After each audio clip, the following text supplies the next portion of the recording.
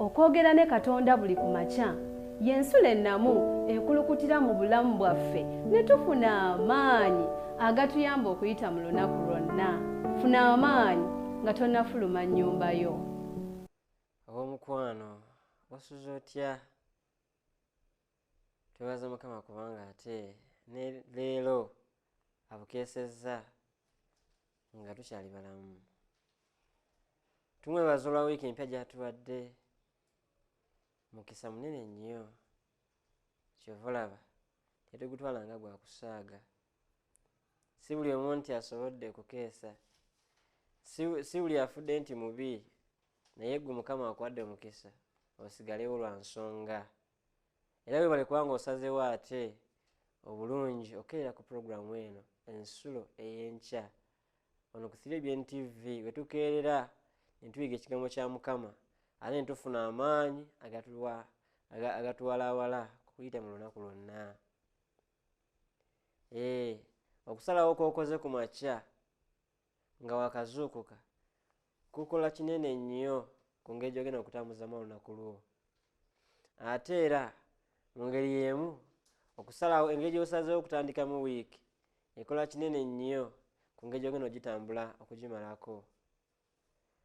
Mbakulisaayo olunaku olwajjo ku Ssabbiiti mu kusinza natandise wiiki yaffe eno empya. Nsaba ate tweyongere okuba nga tulowooza ku Mukama ne mu nnaku zino ez'okukola kubanga mu zo mwe tweteekerateekera ate ntusobola okutukuza Ssabbiiti obulungi. Weewaawo omuweereza wa Mukama Muyinza Edison Kizza nate nze ndi mu maaso go olunaku olwaleero. Tugenda kubako byetuyiga olunaku lwaleero bingi era Mukama atuwadde omukisa okuba nga tubiyiga. Naye nga tunaba kugenda mu kyakuyiga kyaffe tugenda kusooka tufuna oluyimba lwaffe olw'okutendereza.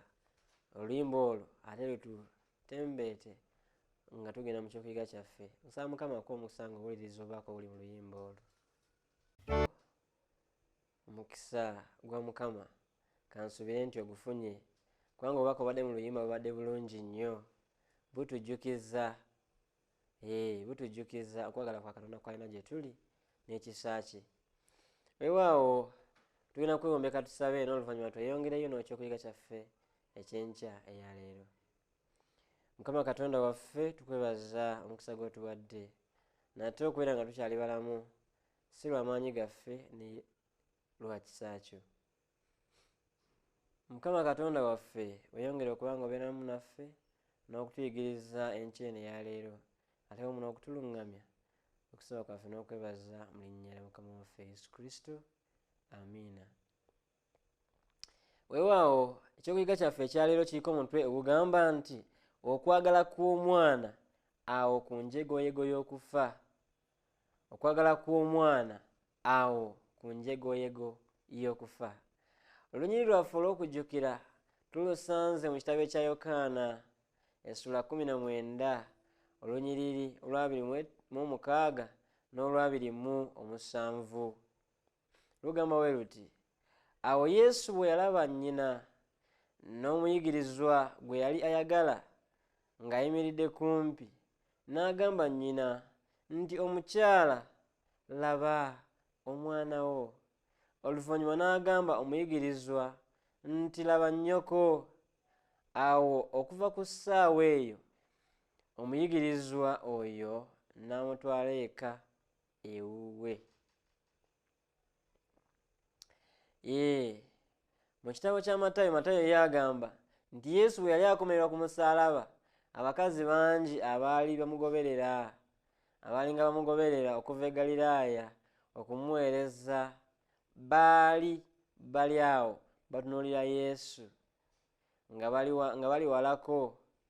Ebyo biraba mu kitabo kya Matayo essula 27 olunyiriri lwa 55. Naye Yokaana alaga nti awo awaali omusaalaba gwa Yesu we waali wayimiridde nnyina ne muganda wa nnyina Maliyamu muka Kulopa awamu ne Maliyamu Magudaleena.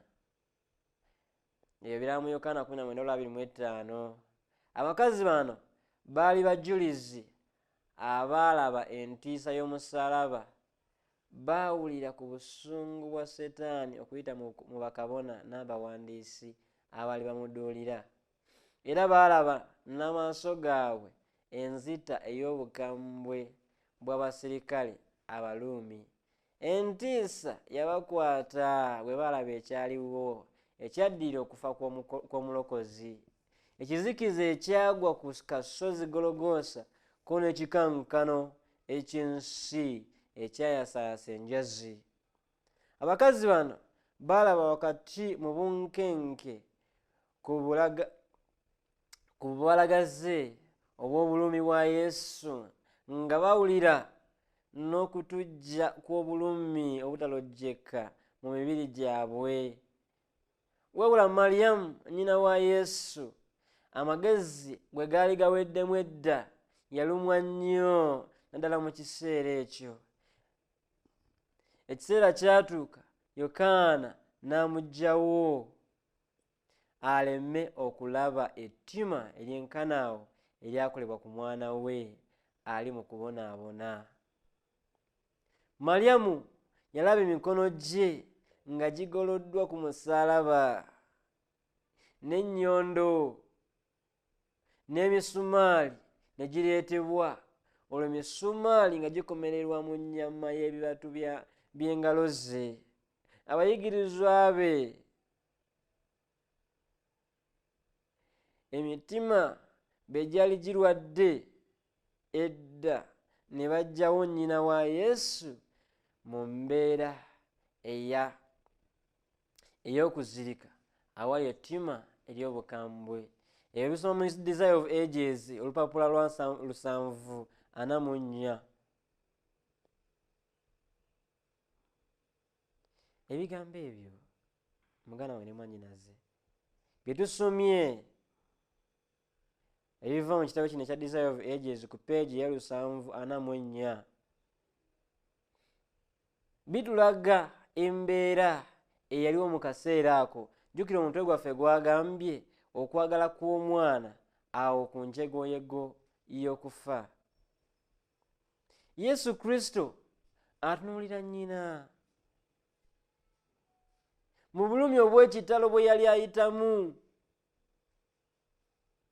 Atunuulira Yokaana omuyigiriza gwe yasinga okwagala,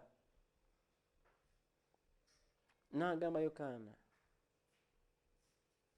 n'agamba nnyina, omukyala, laba omwana wo. N'akyukirira Yokaana n'amugamba, laba nnyoko. Mu kaseera ako batugambye nti waliwo abantu bangi abaali beetooloddewo. Matayo yagamba nti baali beekubiddeko akabanga sayidi z'eri. Naye Yokaana ye akyetya ddala n'agamba nti abantu bano baali bali awo kumpi n'omusaalaba nga balaba empisa ey'obukambwe, nga balaba engeri ey'ettima, nga balaba engeri etalinamu wadde ekisa abasajja bano gye baali bayisaamu Yesu Kristo. Mu kaseera ako nga Yesu Kristo bamutta mu nzita ey'obukambwe nga bamubonyaabonya, obusungu bwa Setaani nga buyita mu bakabona n'abawandiisi bano abaali baduulira Yesu Kristo nga bubuubuuse. Olunaku lw'eggulo twalabye, gwe yabadde wamu naffe, twalabye okukomererwa ku musaalaba, Yesu Kristo ng'akomerera ku musaalaba. Era twalabye nti okukomererwa kwa Yesu Kristo kuno ku musaalaba kwali kulaga olutalo olwali wakati wa Yesu ne Setaani nga lulwanibwa omulundi ogusembayo. Nga twalabye obusungu obwo obw'ekitalo obwabubuuka, obusungu bwa Setaani bwe yayolesa ku mwana wa Katonda ono. Kakati batulaga nti obusungu buno nga buyise mu bakabona n'abawandiisi bannaddiini bano n'abafalisaayo, nga buyise nga abannamateeka bano Abaruumi nga bakozesa engeri eyo ey'ettima, engeri eyo ey'obukambwe, engeri eyo ey'obutasaasira, engeri eyo ey'obutalumirirwa oba butakwatibwako wadde ekisa, mu ngeri gye batulugunyamu Yesu Kristo omulokozi w'ensi eno.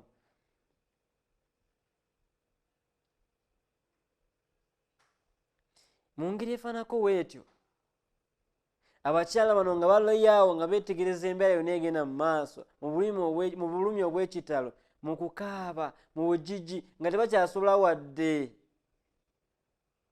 ng'ennaku bonna bonna yabayiseemu dda maziga meereere.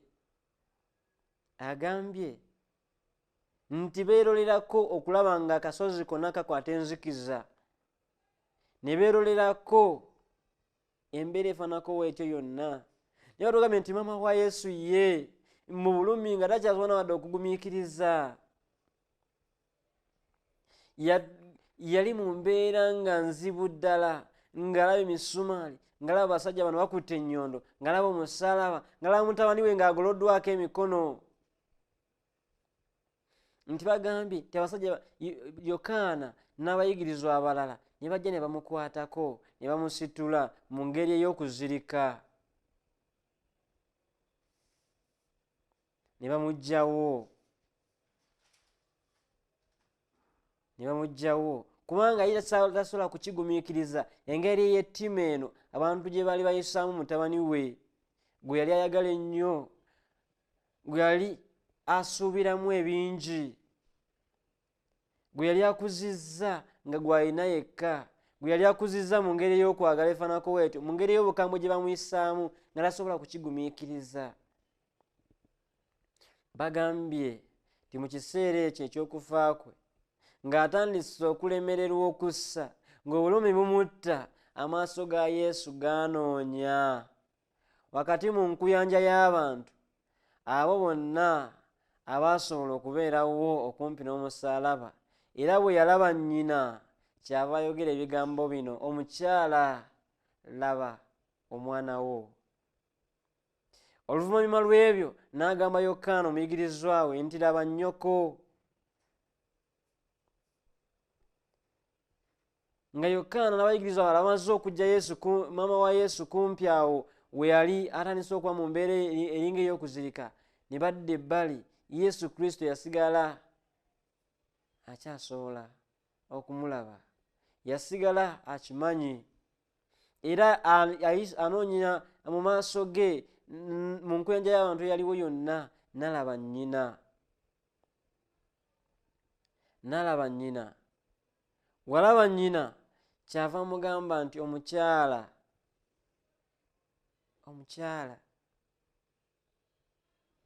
laba omwana wo, ng'amusongera ku musajja ono Yokaana omuyigirizwa wa Yesu gwe bagambye nti gwe yasinga okwagala ennyo. Kyava agamba Yokaana nti laba nnyoko.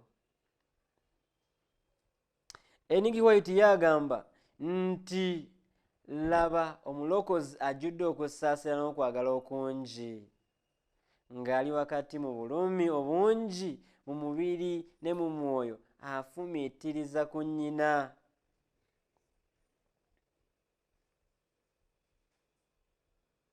Ne mu kaseera ako ng'ali mu bulumi obungi obw'ekitalo, afumiitiriza ku nnyina. Omulokozi waffe ono gwakusaasira kungi.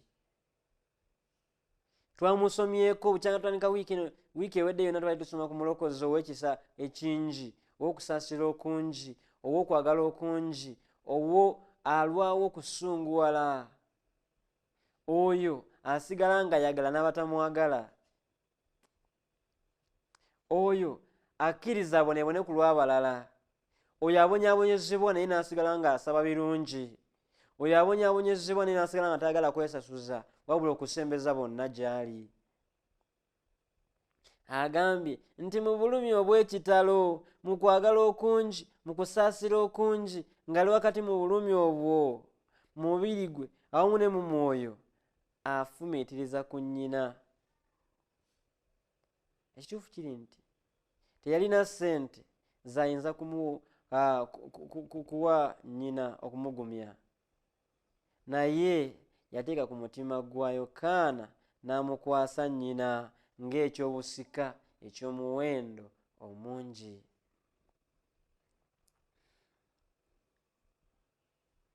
Omukwano gwa maama,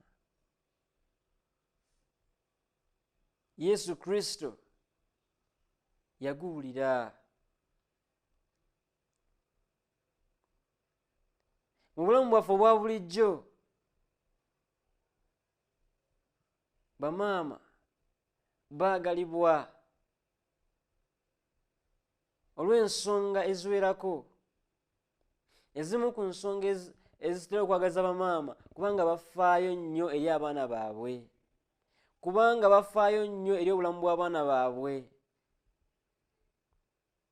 bafaayo okubanga abaana baabwe babeera mu mbeera eyeeyagaza, bafaayo okubanga abaana baabwe batambula mu mbeera ennungi esanyusa, bafaayo ne beerekereza byonna ne bafuba okulaba nga abaana baabwe babeera mu bulamu obulungi. Abamu bafuba okulaba nga abaana baabwe babeera mu bulamu obw'okutya Katonda, obwessa Katonda ekitiibwa, ne bakuza abaana baabwe mu mbeera efaanako bw'etyo. Kaakati Yesu Kristo naye mu ngeri efaanako bw'etyo, ng'ali mu bulumi obw'ekitalo mu kufa kwe, ajjukira omukwano gwa maama, atunuulira ku maama we mu bulumi bw'agenda okusigalamu, atunuulira maama we mu mbeera ey'okugwamu essuubi, atunuulira maama we mu mbeera ey'okusoomoozebwa, mu mbeera ey'okunyigirizibwa, mu mbeera etalaba kiddako, atunuulira maama we mu mbeera eyo etetegeerekeka.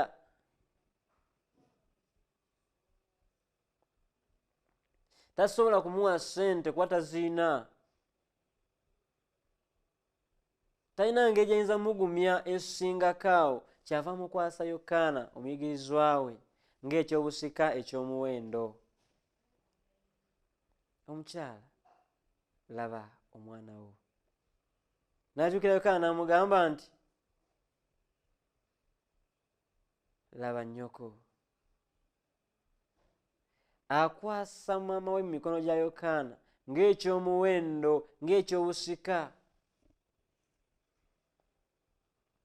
Kino ekyokulabirako kya Yesu ekituukiridde ekyokwagala kw'omwana eri nnyina mwe kyakira okuwa omusana ogw'ekitiibwa ekitazikira wakati mu mirembe egitaliggwaawo. Olw'okubanga waliwo Katonda mu ggulu, labirira oyagale era okume abantu abali mu buvunaanyizibwa bwo. Yesu Kristo ekyokulabirako kyaffe mu mbeera zonna, mu mbeera zonna, mu mbeera zonna asigala nga kyekyokulabirako kyaffe. Yesu Kristo waakwagala kungi. Niyongera okujjukiza nti Yesu Kristo waakwagala kungi, naye lwaleero tulabye nti Yesu Kristo wa buvunaanyizibwa era afaayo.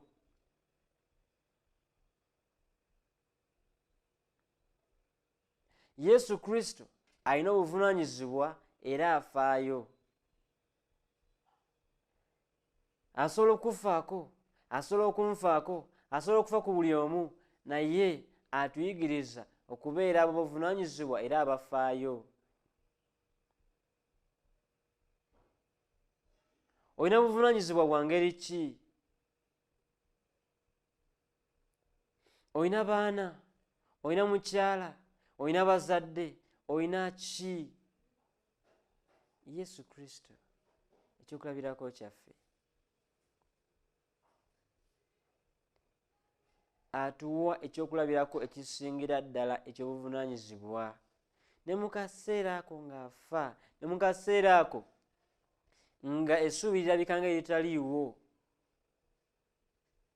atwala obuvunaanyizibwa bwe mu mbeera ey'okunyigirizibwa, mu mbeera ey'obulumi, mu mbeera emalamu amaanyi ey'engeri yonna. Obuvunaanyizibwa bwe asigala nga buvunaanyizibwa bwe era nga abutwala nga bwetikka. Nga bw'asobola okutwala obuvunaanyizibwa obw'obuntu n'obuvunaanyizibwa obw'okwetika ebibi byaffe, obw'okwetika emigugu gyaffe, obw'okwetika ebitulemeredde, asobola okubutwala. Yesu Kristo talina kigenda kumulema kubanga alina obuvunaanyizibwa era afaayo. ye yekka, tewaliyo mulala asobola okufaayo ne mu kaseera wanyigirizibwa. Ye yekka asobola okusigala ng'akola obuvunaanyizibwa bwe ne mu kaseera we kirabikira ng'ekitasoboka. Ye yekka ye Kristo asobola okusigala nga kyasaanidde okukola akikola ne mu kaseera we kitasikirizibwa kukola ne mu kaseera we kiba nga kiringa ekitasobokerako ddala. Kiki ky'osaanidde okukola nga tokikoze? Olwaleero olunaku lwaffe lwa kuyiga ng'abantu, lunaku lwaffe lwa kuyigira ku Kristo agambye labirira oyagale era okume abantu abali mu buvunaanyizibwa bwo. Neyongera okujjukiza, oli muzadde, oli musomesa, oli muyigiriza, oli mulabirizi, oli wa ngeri ki?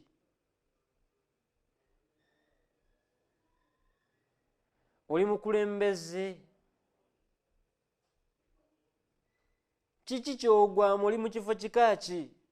Agambye tuyigire ku Kristo okulabirira, okwagala era n'okukuuma abantu bonna abali mu buvunaanyizibwa bwaffe. Lwaki omuzadde omwana wo akulema okulabirira? Lwaki omwami famire yo ekulema okulabirira? Lwaki gwe omukulembeze abootwala bakulema okufaako n'okulabirira? Lwaki gwe omwana muzaddewo akulema okulabirira? Oli mu kikula kya ngeri ki? Oli mukulembeze, olina gw'ovunaanyizibwako, olina gw'ozaala, olina gw'otwala. Agambye tuyigire ku Kristo. Weewaawo osobola okuba nga obadde tutambula mu ngeri ey'obuvunaanyizibwa, mu ngeri y'okufaayo, naye agambye yigira ku Kristo olwaleero. Yigira ku Kristo olwaleero. Kristo, Yesu Kristo, ne mu kiseera kino eky'okulumwa ng'ajjudde alina okusaasira, alina okwagala tekumugwako. Ne mu bulumi ne mu mbeera ey'okunyigirizibwa asigalawo yeetiisa obuvunaanyizibwa bwe, tasula buvunaanyizibwa bwe lwa bulumi. Tuyigire ku Kristo enkya eya leero. Kuno kusoomoozebwa eri ffenna. Tuulako wansi ofumiitirize, olowooze, weebuuze buvunaanyizibwa bwange ki bwe mbadde situukiriza? Ani gwe nvunaanyizibwako bwe mbadde nsudde obuvunaanyizibwa bwe nnina okukola? Famire yange, bazadde bange, baana bange, bantu be ntwala mu kitongole kyonna, baana be nsomesa, kiki kye nsudde okukola obuvunaanyizibwa? Mukama atusaasire.